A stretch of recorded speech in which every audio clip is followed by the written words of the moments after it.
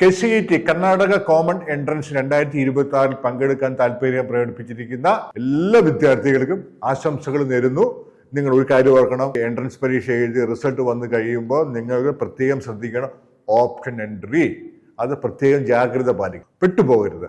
650-700ഓളം nursing കോളേജുണ്ട്. ഞാൻ എപ്പോഴും പറയാറുള്ള പോലെ ഒരു 2 ലക്ഷത്തിനകത്ത് നിങ്ങൾ റാങ്ക് മേടിച്ച് വ്യക്തമായ അടിസ്ഥാനത്തിൽ രൂപരേഖയോടുകൂടി ഓപ്ഷൻ എൻട്രി നടത്തിയാൽ നിങ്ങൾക്ക് ഞാൻ നേരത്തെ ഒരു ലിസ്റ്റ് പ്രഖ്യാപിച്ചു വെക്കുക. അത് കിട്ടിയിട്ടുണ്ടോ ഇല്ലെന്ന് അറിയത്തില്ല, ചോദിച്ചാൽ പറഞ്ഞു തരാം. ആ ഒരു കോളേജുകളിൽ ആ നല്ല യോഗ്യതയുള്ള നല്ല സ്കിൽഡായിട്ട് ട്രെയിനിങ് തരുന്ന നേഴ്സിംഗ് കോളേജ്, ഏതെങ്കിലും നേഴ്സിംഗ് കോളേജുകളിൽ കർണാടക സർക്കാർ നിശ്ചയിച്ചിരിക്കുന്ന 1,40,000 രൂപ ഫീസിന് നിങ്ങൾക്ക് പഠിക്കാം. പിന്നെ താമസവും ഭക്ഷണമൊക്കെ വേറെ കൊടുക്കേണ്ടി വരും.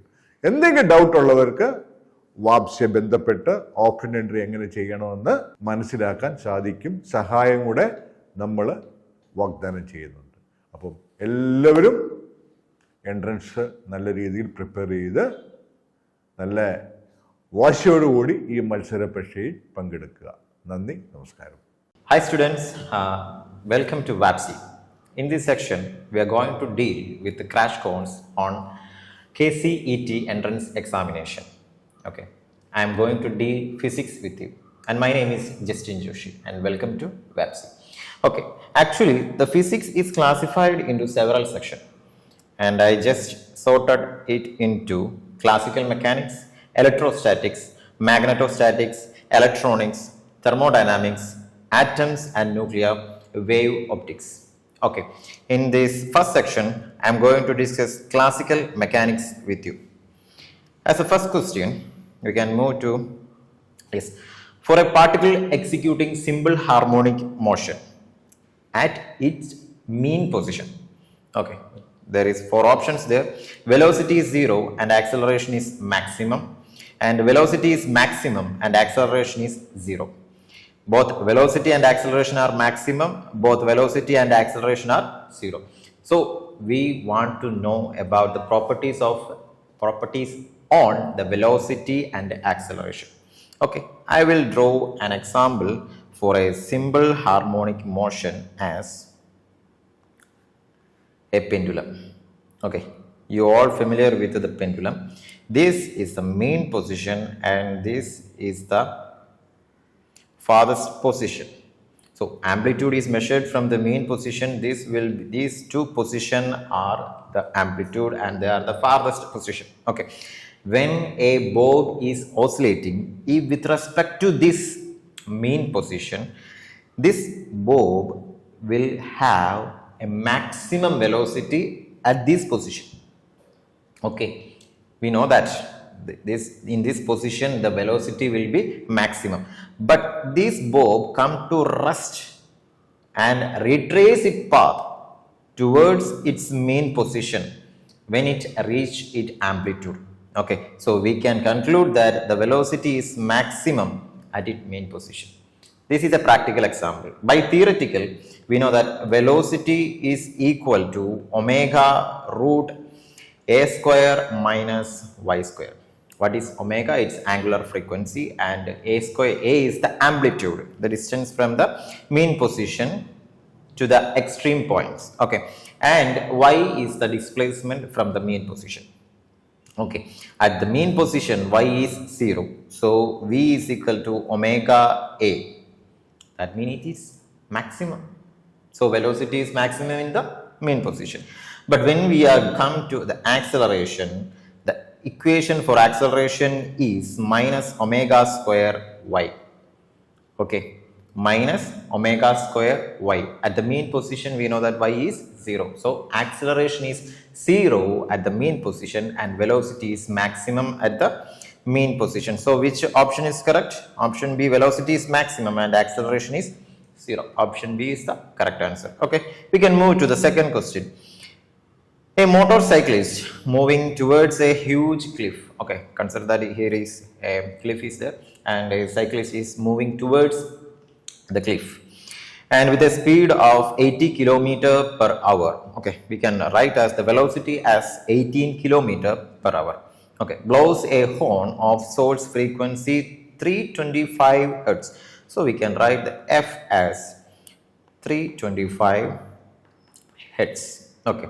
If the speed of the sound in air is 330 meter per second, okay, speed is given as 330 meter per second. See, the difference is the unit of this velocity of the cyclist is in kilometer per hour, and the speed of the sound is 330 meter per second. That means one unit in kilometer per hour and the other unit is in meter per second. So we want to convert the unit of this velocity as 18 into 1 kilometer is 1000 meter.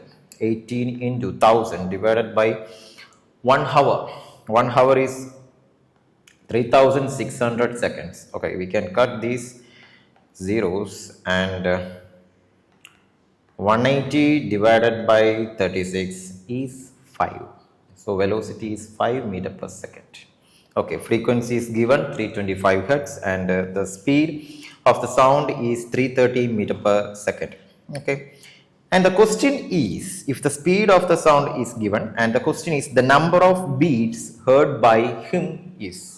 Okay, the cyclist is coming towards the cliff, and the question is the number of beats, and the equation is directly given. The number of beats delta f is dependent upon the frequency is multiplied to the Vs, the speed of the source, divided by change in the speed. Okay, so yeah, speed of the source is 5 meter per second, and the speed of the sound is 330 meter per second. So the frequency 325 is multiplied by Vs is 5 divided by the 330 minus 5.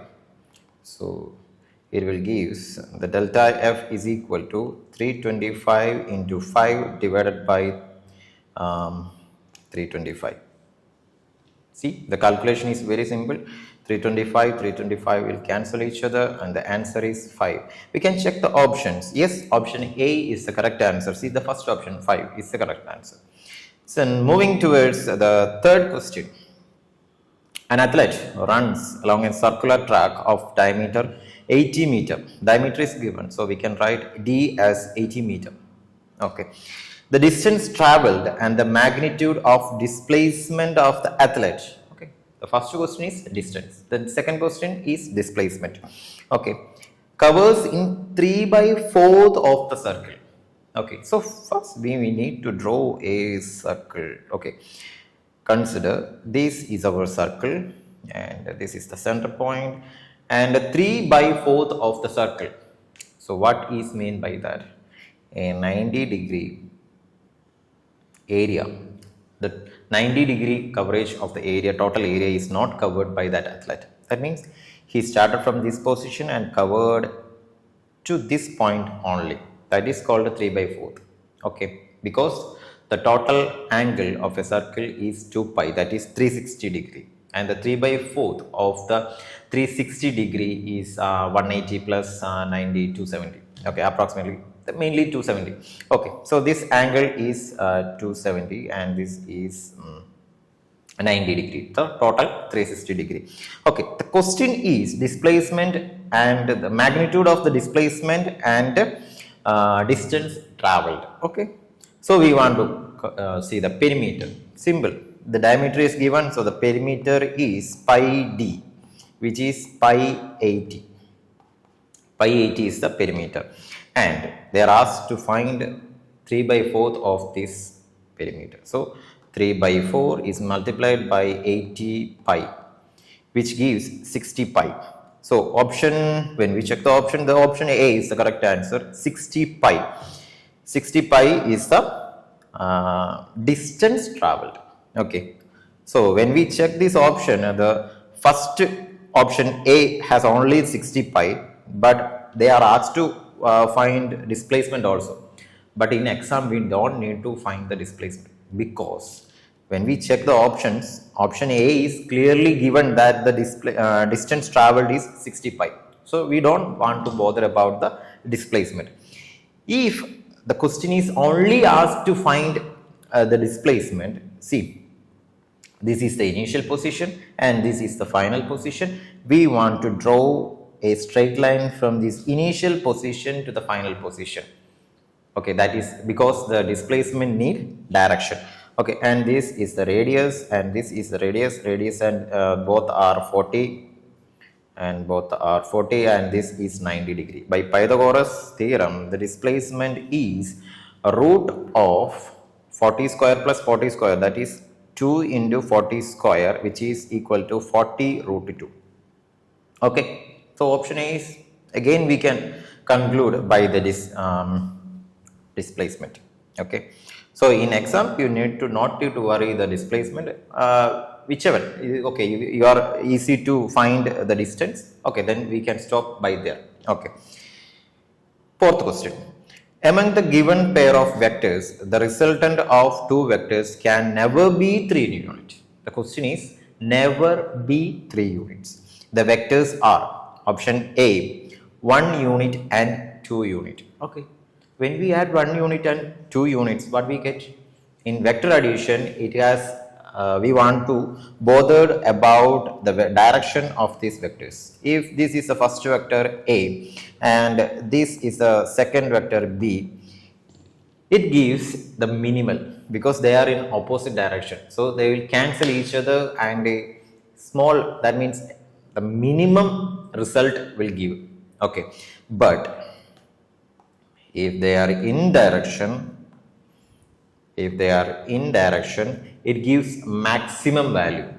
So when we add 1 and 2, we get a maximum of 3 unit and a minimum of 1 unit. So for option A, it is ranging from 1 to 3 and 3 is within this limit. So option A is not our answer. For option B, 2 unit and 5 unit, it will become vary from 3 to 7. Okay, it is also correct. And option 3 and 6. 3 plus 6 is 9 and 6 minus 3 is 3. 3 to 9. And option D, 4 and 8. 4 plus 8 is 12 and 8 minus 4 is 4. So the limit is 4 to 12. So 3 is not within that 4 to 12 limit. Okay, so which option is incorrect? Option D is the incorrect one. So they are asked never be 3 units. So option D is the correct answer. Okay, so fifth question. This question is little bit tough. Okay, focus on the question. A block of certain mass is placed on a rough inclined plane. A rough inclined plane. Rough surface will oppose the motion. Okay, that should be in your mind. The angle between the plane and the horizontal is 30 degree. It's given, theta is 30 degree. The coefficient of static and kinetic frictions between the block and the inclined plane are 0.6 and 0.5. Okay, 0.6 is what? Static friction, coefficient of static friction, and 0.5 is what? Coefficient of kinetic friction, respectively. Then the magnitude of the acceleration of the block is, so we want to find the magnitude of the acceleration. So acceleration is the component of force. So we are only bothered about the force. Okay, we can calculate the force since, okay, this is a mass of block M. So it has a gravitational force acting towards the downward, but there is a block in the downward position. So the resultant force by the mass is towards the inclined position. Okay, so we can calculate as this F is equal to mg sine theta or cos theta. That is sine theta, because see, it wants to move this direction and we have the downward. Okay, so actually we have the adjacent. Okay, sine theta means the opposite. Okay, so see, the angle is 30 degree is given in here and we want the opposite direction, and the sine theta is a trigonometric function which gives the opposite. So F is equal to mg sine theta. Okay, this component is going towards the downward part and a force which is due to the static friction. Okay, a force is given by the surface. That force is called a static friction. A friction is given by the surface to the moving particle. We want to calculate the force by that static. Okay, so that the coefficient is 0.6. Okay, that will be F is equal to mu, that means the coefficient, into mg cos theta, because the static friction is just opposite to the motion. The motion is to the downward, so the static friction, force by the static friction is just opposite. That means in this direction. That direction is the adjacent of the given angle 30 degree. Okay, so adjacent means the cos theta, mu mg cos theta, and we can give that the values. So mu is 0.6, and what is mass in here? The mass, a block of certain mass is placed. Okay, we can that given as mg, and theta is 30 degree. Cos theta, cos 30 is root 3 by 2. Okay, root 3 by 2, and sin 30 is 1 by 2. So we can given as mg by 2 and 0.3 mg root 3. Okay, the value of this is 0.5 mg, and the value of this force by the static friction is 0.3 multiplied by 0.3 mg. Okay, so see, the force given by the object to the inclined plane is 0.5 mg. That means the 50% of mg. But the value of root 3, we know that the value of root 3 is always greater than 1, and it is approximately 1.71. So 1.71 is multiplied by 0.3 will get 0.53. That means 53%. That means the force by the static friction is 53%, and the force given by the mass to the downward is 50%. So friction is more than the force given by the mass. When the friction is more than, the particle is unable to move, so there is no acceleration.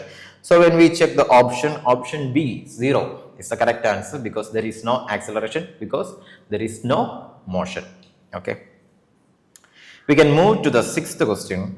A particle of mass 500 gram means 0.5 kg, is at rest. It is free to move along a straight line. The power delivered to the particle varies with time according to the following graph. Okay, in the x-axis the time is given, and in the y-axis power P in watt is given. Okay, and a particular mark done is here, the 5.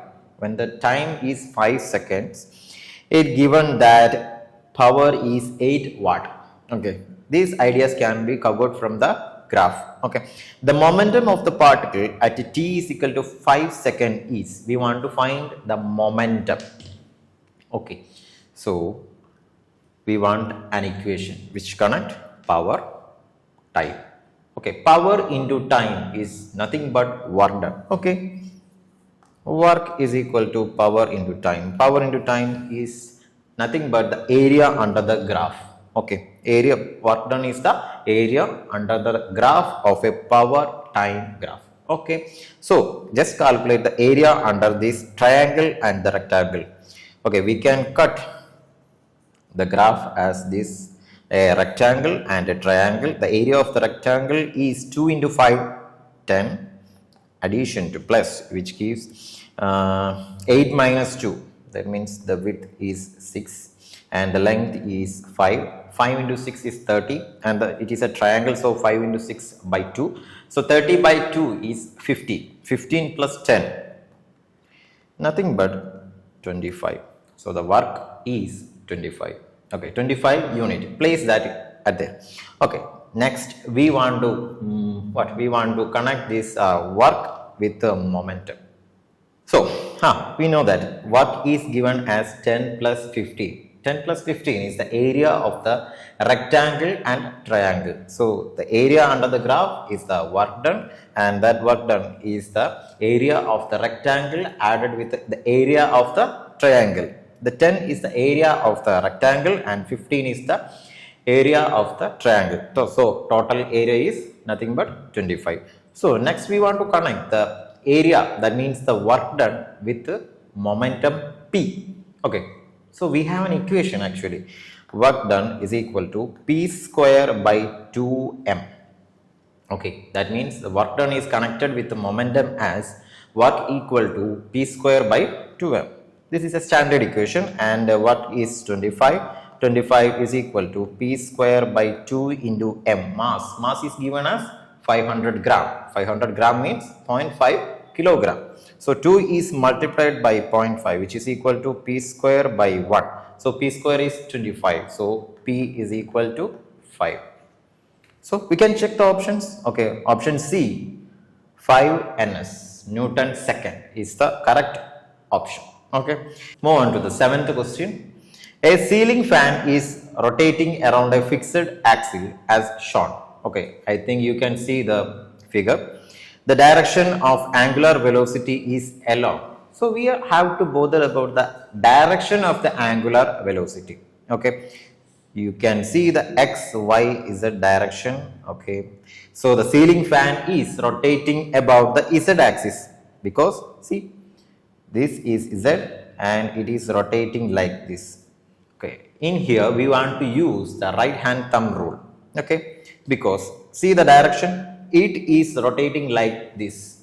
So take your right hand and place like this. Okay, place like this, and in which direction the thumb is directing? Towards the lower position. In this graph, it is negative z direction. So minus k cap is the position. Okay, minus k cap is the direction of the angular velocity. Okay, minus k cap is in the option D is the correct answer. Minus k cap is the option D. Okay, so we can move to the 8th question as, okay, this 8th question is a little bit tough. Concentrate. A body of mass 1 kg is suspended by a weightless string which passes over a frictionless pulley. Frictionless pulley. So we don't want to bother about the force given by the friction. Okay. Pulley of mass 2 kg. Mass of the pulley is 2 kg. As shown in the figure, the mass is released from a height of 1.6 meter. So it is placed above a 1.6 meter from the ground. With what velocity does it strike the ground? Okay, we want to calculate the velocity. Actually, when a mass is placed above a surface, it actually have potential energy. That potential energy should be transformed to kinetic energy. Okay, but we don't want, please, we will not think the kinetic energy as half mv square, because in addition a rotation motion is occurring on this pulley. So we want to calculate the angular mechanism. That means half I omega is the kinetic energy by the angular motion. Okay, so the potential energy will equal to half mv square plus half I omega square. Okay, mgh is the potential energy that is dissipated as half m2 v square plus half I omega square. Here m1 is the mass of the mass 1 kg, which is hanged above 1.6 meter from the ground surface, and m2 is the revolving, that pulley, rotating pulley is the m2. So this is to be changed to m1. m1 is m1 half m1 v square is the kinetic energy given by the mass stored above 1.6 meter from the ground. Okay, and half I omega square, the second term, is the kinetic energy given by the rotating pulley. Okay, so what is I in here? I is the moment of inertia, which is equal to half m2 r square. Okay, and what is omega? Omega is the angular velocity, which is given as v by r. So what is omega square? Omega square is v square by r square, and I is equal to half m2 r square into v square by r square. So r square and r square will be cancelled by each other, and I is equal to half m2 v square. I is equal to half m2 v square. Okay, now we want to put that equation to the above equation as like this.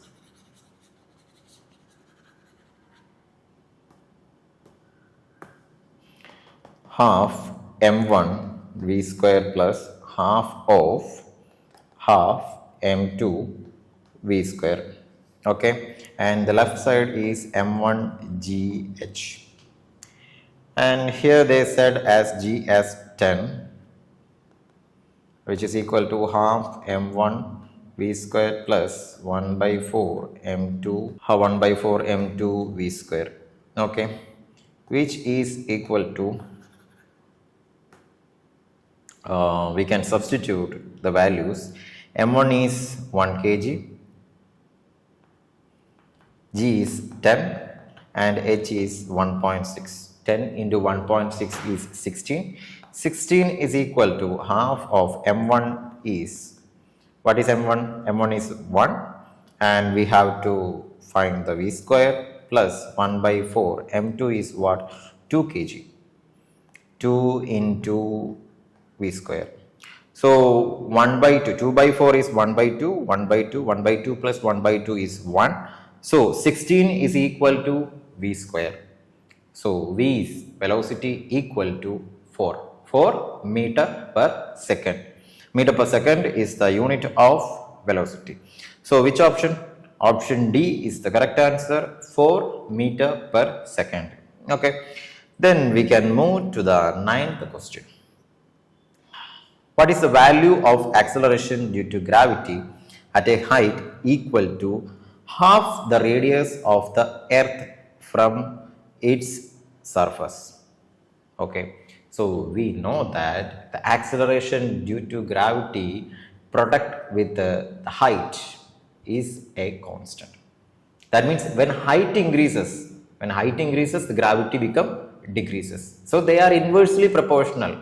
When radius increases, the gravity decreases. Okay, so they are inversely proportional. So we can write as Gr is equal to a constant. Okay, now we can consider at the radius of the earth. At the surface, Gr is a constant. So at a height, Gh, the radius become r plus h, which is equal to G on the surface into r. So Gh is equal to Gs into r divided by r plus h. What is h? Which is half of the radius of the earth. So r plus r by 2. R plus r by 2 is nothing but 3 by 2. So 2gs by 3. At the surface it is 10, so 20 by 3, approximately 6.6 something. In the options they have given as 6.5. So option B is the correct answer. Okay, so we can move to the 10th question. Water flows through a horizontal pipe of varying cross section at a rate of 0.314 meter cube per second. Okay, that means it is given as the volume in 1 second. Okay, so the velocity of water at a point where the radius of the pipe is 10 centimeter is, see, the rate always constant. If the radius of the pipe is decreasing, the velocity of the water will increase. We know that because if we put our hand in the end of a pipe, the water will split because of the cross section is decreasing, so the force will increase, so the velocity will increase. Okay, so when we put our hand on the hole, the velocity will increase. That means when the radius decreases, the velocity will increase. But the 0.314 meter cube per second is the rate. That will be a constant. Okay, so we can write Q as 0.314 meter cube per second as a constant. That constant Q is equal to A into V, area into velocity. Okay, they have said that the radius of the pipe is 10 centimeter. Okay, when the 10 centimeter is equal to 0.1 meter. So area is equal to pi r square, which is 3.14 into r is 0.1. 0.1 square is 0.01, 0.01. And so the velocity will equal to